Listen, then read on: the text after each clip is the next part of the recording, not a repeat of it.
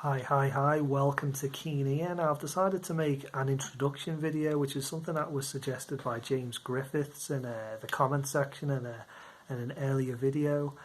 And at first I wasn't too sure about it because, I started this channel back in 2016 and maybe, felt like maybe the time has passed to kind of, do an introduction. The whole point of doing an introduction, of course, is you do it early on. So I felt like maybe the time has passed to do that, but then I gave it more thought, and I haven't really talked about how, or a great deal anyway, I haven't really talked about how I started collecting, how it became about, how I started out, and I haven't really talked that much about, what the collection's up to at the moment, how things are going, so I felt like this is a good opportunity to do that, in this video. So let's start at the beginning, how it all began. And really, it began about a year before I started the channel. I started the channel in 2016. I think it was about 2015 when I started collecting. So not very long, really. That before the channel started. I think the initial idea for the channel was that I was going to collect sort of in tandem with the videos that I was making. So it was going to be like. As I built up a collection, I'd build up videos and that sort of thing, and I'd pass on advice, and I'd get advice given to me, and about record collecting and what to look out for, and recommendations, and how to care for records, and all that kind of stuff. And I suppose it's kind of come about somewhat like that to a degree at least, but not quite as I maybe imagined it initially. But really, before I started collecting, any sort of links that I had with vinyl was very sort of tenuous, really. I remember my mum having a stack of records. She had about five or six records, and in that collection, she had, that very small collection, she had Sergeant Pepper's, she had Abbey Road, and I think these were records that were just given to her by her friends. I think they were fairly beat up and that sort of thing. But I remember just looking at, particularly Sergeant Pepper, the amount of detail, being kind of mesmerised by it and that sort of thing. But we didn't really have record playing, equipment. We didn't have any turntable for it. We had one for a while. I think my mum bought off a friend, but we didn't have it for very long. And then we moved property, and I think that was it for vinyl. Really, that was, we didn't really. I think we only played a few records and that sort of thing. So it was not really a thing at all before I got into collecting, for me personally. And I think a lot of that is due to the 90s. I grew up in the 90s, and it was very much the CD age then. And you'd go into HMV and Virgin Megastores, these huge shops filled with music, and it would all be on CD mostly. Just oceans and oceans of CDs, and vinyl was very much not even an afterthought, really. It was just such a small section of music, really. At that time, it was really a forgotten format, an underappreciated format by the industry, the retailers, the music industry in general. So, yeah, very very different compared to today.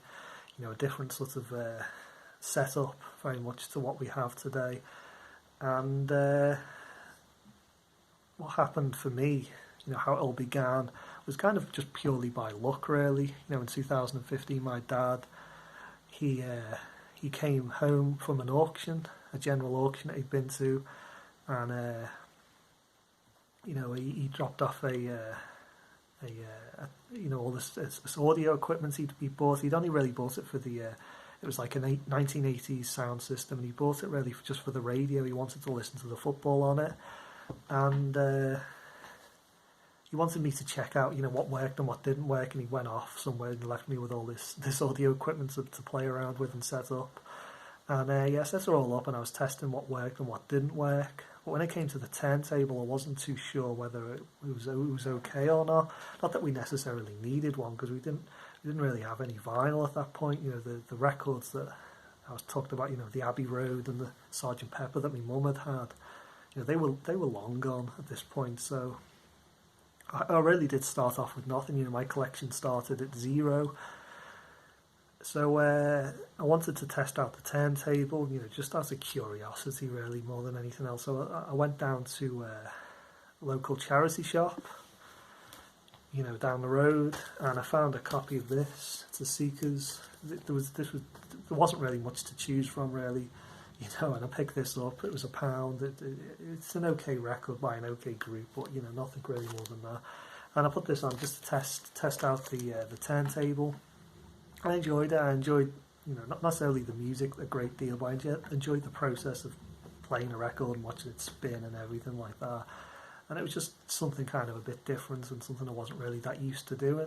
As I mentioned, I grew up in the 90s and the dark days for vinyl, the days when it was such a small format and it didn't really have any real impact in my life or anything. So it was just nice to play. It was just something a bit different, a bit unique, not something I was really that used to.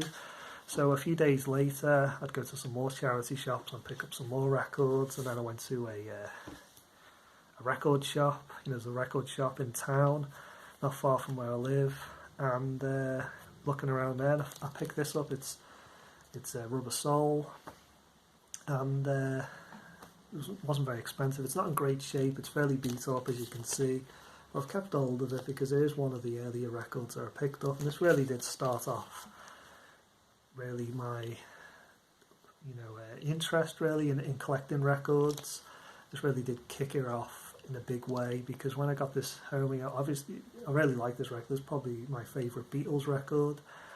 And also as well, I was like, I wanted to find everything about it because I'd never really listened to this record before then, so it was like getting involved in the music and getting involved in vinyl, so it's like a double whammy of kind of interest really. Anyway, I was doing some research on it and I found out that this is a very first press, UK pressing, and it's got like something that's referred to as the loud cut, which was something that wasn't in production for very long. They brought it out and, so many thousands were produced, and then they made a different cut of it that sounded a bit different. It's never been used since, and I kind of found that kind of somewhat fascinating in a way. It was kind of, there was like a lot of, it's something I wasn't really aware of with records. I thought they just made a record and then they just kept reissuing it and it's all the same, but there's a lot more to it than that, and there's different versions and there's different pressings and there's different types, and it was a lot more intricate than I really initially anticipated, and it just kind of sucked me into that. It's kind of there was a lot more to it than I first thought, and obviously the more is involved in something, the more you kind of learn about something, the more you get involved in it, and it kind of just really took over really, and I just got really interested in collecting. I wanted to collect all the Beatles records. I wanted all the nice copies and that sort of thing. And it was fun. It was a fun task, and slowly building them up over time, being patient. And the thing is, as well, is that when I started collecting, I was just collecting anything that took me fancy. If it was cheap, I'd kind of buy it, even if it wasn't something I was really, that into. But then I kind of realised after a couple of months that possibly this isn't the best idea you could have, because I felt like if I carry on at this pace, by this time next year I'm going to have thousands and thousands of records that I don't really, I largely don't really care too much about. So I decided to just focus on the records that I really, really wanted, or particularly interested me, the most. And it went on from, it started with the Beatles and it went on to Queen and David Bowie and the Rolling Stones, and it kind of just grew and grew from there really. The collection just took momentum really. And I was buying a lot of vinyl at one time. I remember I was getting like deliveries from eBay like almost every day. I was actually got a bit of a reputation for my postman. I was known as the DJ, and he was carrying all these records. He probably wasn't very happy about carrying all these records around every morning that I'd ordered, and that sort of thing, just as a joke, really. And he was. So that was something that was, that was really the momentum of my, the beginning momentum of collecting. but it's really kind of slowed down a lot since then. You know, I'm not really going through eBay as much. Obviously, I'm not going through record shops and record fairs, particularly at the moment, because, you know, they're not operating at this time. But a lot of the records I'm kind of keen on picking up, because there are still some I want to pick up. I want to buy them in the wild. You know, I could just buy them on eBay, but I want it to be you know, I'm sort of in the sort of understanding at this moment in time whether if I find things that I'm interested in, I find them in the wild, or I don't find them. You know, it's sort of like that. I don't really. It's not like, oh, I must have this particular record because I really, really want it. It's like, if I find it, I find it. If I don't, I don't. So it's sort of like that, really. If it's meant to be, it's meant to be, and if it's not, sort of thing. You know, I kind of feel like that. You know, and a lot of the drive that I had, I think what it is when you start out collecting, there's all these things that you want. You know, you have a lot of enthusiasm for it. I still have enthusiasm for the records, but in terms of buying them, it's dipped down. And I think the more records I bought that I really, really wanted, every time I acquired one and I was happy with it, some of the enthusiasm would die away. You know, and then eventually I got most of what I wanted. You know, most of what I want. So the enthusiasm's really gone away, really, from it.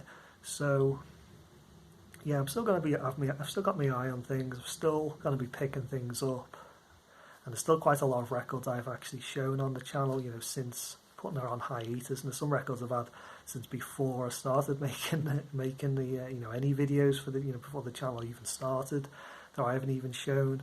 So there's still quite a bit to show and talk about, but you know, it's not like it was back, you know, a while back.